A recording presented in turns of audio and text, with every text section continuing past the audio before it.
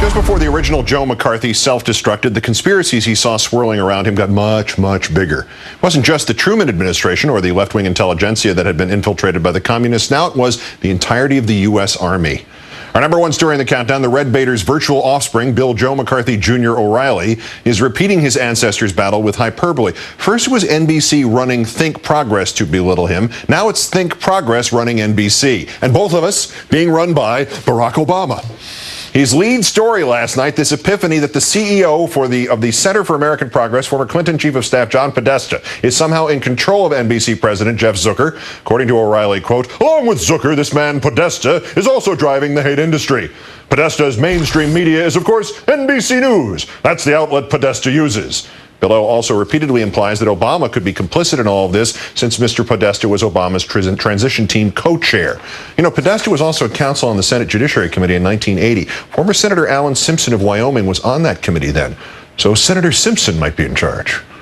But back to the Obama theory, Billow says to Dick Morris, quote, so you had two presidents that we know of on the record with attack teams working out of Pennsylvania Avenue. But now they don't have to do that anymore. They can work off a website and the White House doesn't have to be involved. And I can't make any accusations. I don't want you either because we don't know whether Obama knows anything about this. But Podesta has access to Obama.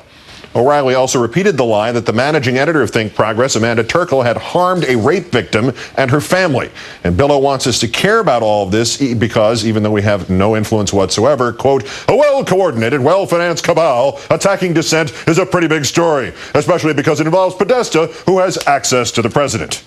Now for a little clarity, Billow cares because Think Progress's push to get O'Reilly's advertisers to boycott his show is gaining momentum. Spokesman Mark Shermer of Ford Motor Company, speaking for himself, not the company, I agree with you about the ratings of the rantings of the hopelessly pig-headed Mr. O'Reilly. I work at Ford and support Ford, but have no idea how the decisions are made on where we advertise. From UPS spokeswoman Susan Rosenberg, further investigation is underway related to this placement. And from Capital One, regret, but so far nothing else.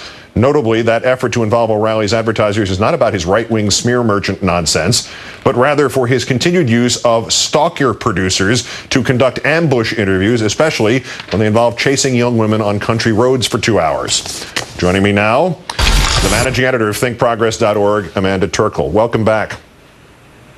Thanks for having me. Of course, your being a guest on this program 2 nights ago helped to fuel part of the conspiracy in O'Reilly's mind. Would you care to tell everybody then which it is? Is Think Progress running NBC or NBC running Think Progress or what? Because I got to write somebody a check. Give us the flow chart.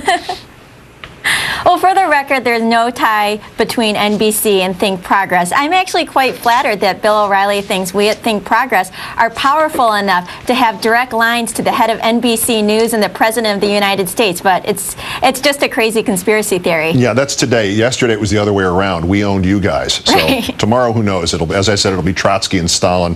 The irony and the shamelessness of this, him saying that your website is, quote, devoted to hurting any prominent person who disagrees with liberal politics, and they don't want criticism, and if you do it, they'll get you.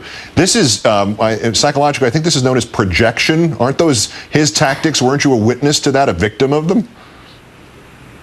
Absolutely. Bill O'Reilly needs to really take a long look in the mirror. He said that paparazzi are the scum of the earth and Americans are entitled to their right to privacy, but evidently that only applies if you agree with Bill O'Reilly.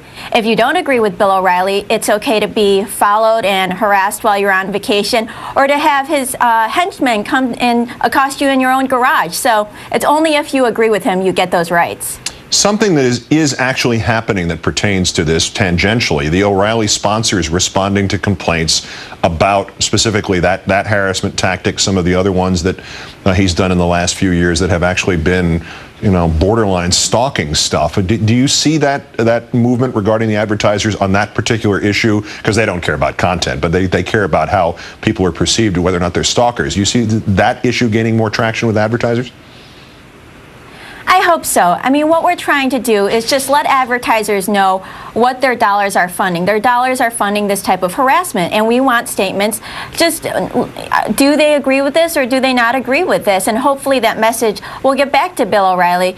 And you know, I'm lucky enough that even though this happened to me, I happen to write for a well-read website, and so we'd like to do our part to help make sure that this doesn't happen to other people in the future. And this isn't a liberal or conservative issue. I've had people write into me saying that I may not agree with your positions, but I find what Oreilly did pretty despicable. Yeah, as I pointed out, when there was a left-wing blogger who went to Long Island, found Oreilly's house, and was trying to confront him there, took pictures, tried to get pictures of him there. It's inappropriate. I mean, it is there are some rules here, and they apply in both directions to everybody, don't they?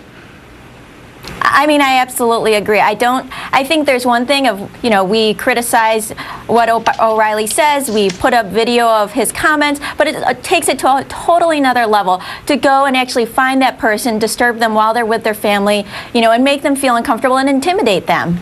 Is there some sort of unintended usefulness at the end of the day in his escalating these conspiracy theories? That the shaking of this tree doesn't expose your website or, you know, the smear merchants, the left-wing smear merchants office that we have over here on the 4th floor.